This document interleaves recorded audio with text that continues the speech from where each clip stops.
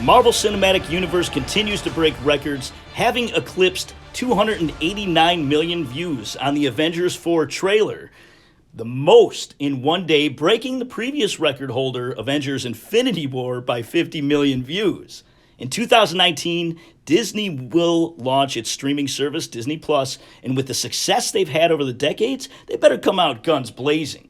And it seems like they're going to, because they've already announced Scarlet Witch and Vision will be one of the shows, and also Loki. So here, it is on good authority that there will be another series announced, and it will be based on Hawkeye.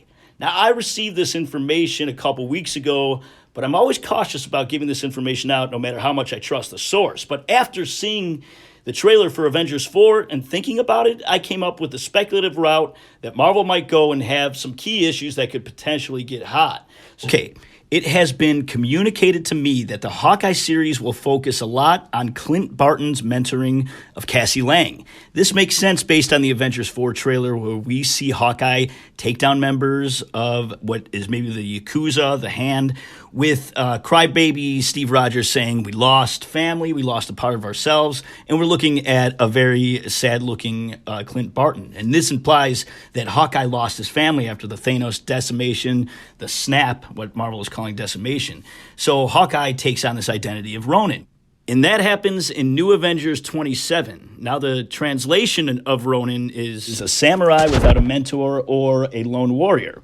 But we don't want to think that this beloved character is hopeless, so it stands to reason that he would take on a surrogate family. This is a possible spoiler, so here's your warning. And you have 5 seconds to turn this off. Ant-Man, Scott Lang, dies in Avengers 4. That's speculation. So Cassie will want to follow in her father's heroic footsteps, continue his studies, and becomes a hero known as Stature. She discovers she has superpowers in Young Avengers number 2 after she gets angry and grows in stature. But it's not until Young Avengers number 6 when she selects the code name, which I feel is the important first appearance. Technically, she first appears as a child in Marvel Premiere 47, which is also the second appearance of Scott Lang as Ant-Man in costume. But the important key here is Young Avengers 6. So as a fledgling superhero, Cassie, along with Kate Bishop, will need some mentor, and Hawkeye will be that mentor to them. Kate Bishop makes her first appearance in Young Avengers 1, which is a great key to get because it introduces some more potential characters. Hulking, he turns out to be a Skrull, Wiccan, and Patriot. Kate Bishop doesn't appear in her finalized costume until Young Avengers number 6, just like when Cassie took her name. Young Avengers Presents number 6 is an important issue for Kate because she first meets Hawkeye, and he gives her some pointers and also accepts her as the second Hawkeye. With all of this in mind, I believe we will see the formation of a Young Avengers group starting to happen in A New Dawn for the MCU on their streaming service, while in the movie world, the story will reach outward into bigger stories that will be introduced in Captain Marvel and the Eternals. All will interconnect as they mostly do now, but in a more cohesive way under the same creative umbrella of Disney.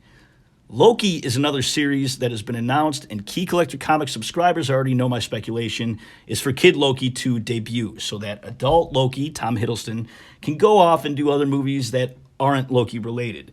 Kid Loki makes his first appearance in Thor number 617. I think we will also see his Hellhound appear. You can look that up on Key Collector Comics, the website, or on the free mobile app. The Hellhound's name is Thori, and both characters should provide that universe with comic relief and be a big hit. Kate Bishop, Cassie Lang, Kid Loki will likely join a Young Avengers team, which all occurred in the comics. I have speculated for a while now that might also include America Chavez, Miss America. Her first appearance is in Vengeance number 1. Vision and Scarlet Witch has been announced, and with that, I think Marvel will deviate from the history of the character Viv Vision, who makes her first appearance in Vision number 1. Scarlet Witch and Vision will fall in love but not have the ability to have children, so Hank Pym and others will help to create a child for the couple. I would imagine we'll eventually see a synthesized form of Vision in all white, as he spent many years in this form in comic books, and that happens in West Coast Avengers number 45. Here's a quote. "The new Captain America could be black or female. This is a comment from the actor who played Crossbones, Frank Grillo. Based on this, I sent out a key issue alert suggesting Captain America number 25, published in 2014, as a key issue to get. It's the first time that Falcon officially becomes Captain America. While I still think it's a solid contender, I also stumbled across this version of Captain America, Danielle Cage, who is the daughter of Luke Cage and Jessica Jones, and she is both black and a female, giving greater context to the comments.